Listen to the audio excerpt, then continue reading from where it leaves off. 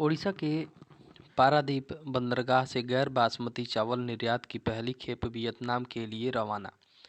PIB series में ये हम लोग देखेंगे। ओडिशा के पारादीप बंदरगाह से गैर बासमती चावल को छोड़कर बाकी जो कुछ चावल की वैरायटीज हैं उनकी पहली खेप वियतनाम के लिए रवाना हो चुकी है। इसके बारे में पीआईबी इंफॉर्मेशन हम देखेंगे।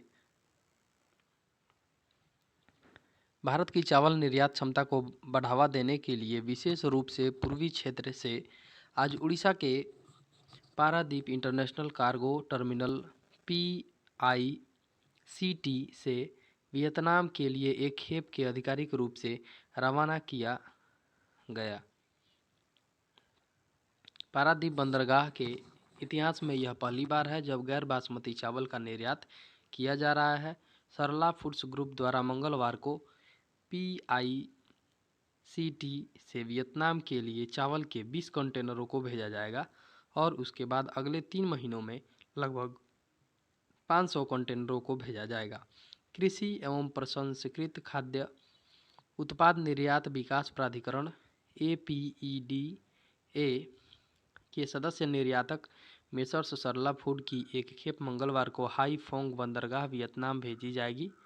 इस समारोह का उद्घाटन करने के बाद APEDA के अध्यक्ष डॉक्टर M अंग मुथु ने कहा, दक्षिण पूर्व देशों में PICT के माध्यम से चावल का निर्यात करने से भारत के गैर बासमती चावल निर्यात को काफ़ी बढ़ावा मिलेगा, जबकि इससे ओडिशा और आसपास के राज्यों में कम से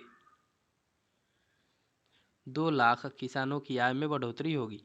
श्री एस नैयर महाप्रबंधक, श्रीमती विनीता सुधांशु उप महाप्रबंधक APDA, श्री विनोद अग्रवाल प्रमोटर संस्थापक Sarla foods group, Shri Vinod Agarwal, Shri VV Krishna Rao अध्यक्ष TREA, Shri Rajiv Kumar ED TREA, चावल निर्यातकर्ता वरिष्ठ अधिकारी जिनमें कैप्टन सुदीप बनर्जी उपाध्यक्ष और टर्मिनल हेड PICT शामिल हैं और उद्योग एवं निर्यात संवर्धन निदेशालय के अधिकारी, बंदरगाह अधिकारी, PQ अधिकारी, व्यापार एवं श्रम के प्रतिनिधि इस उद्घाटन समारोह में शामिल हुए।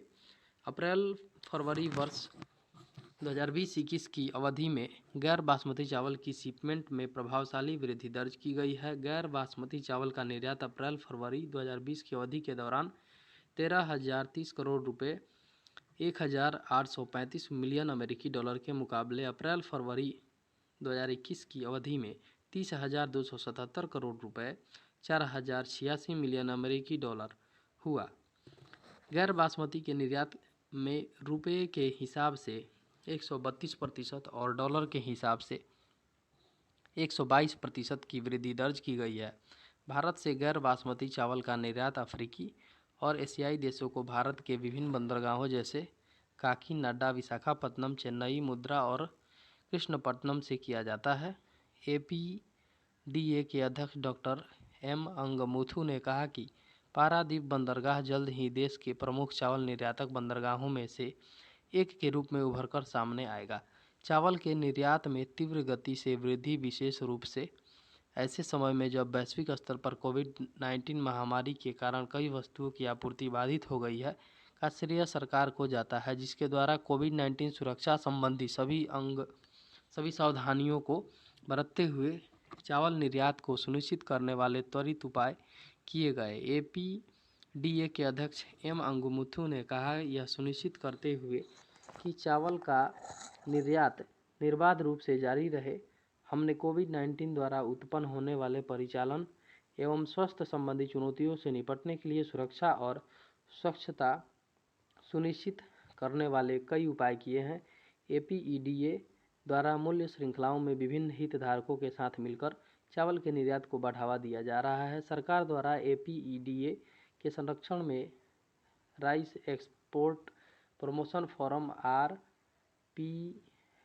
का गठन किया गया है। RPF में चावल उद्योग निर्यातकों, APDA के अधिकारियों, वाणिज्य मंत्रालय और पश्चिम बंगाल, उत्तर प्रदेश, पंजाब, हरियाणा, तेलंगाना, आंध्र प्रदेश, असम, छत्तीसगढ़ और उड़ीसा सहित प्रमुख चावल उत्पादक राज्यों के कृषि निदेशकों को प्रतिनिधित्व प्राप्त है।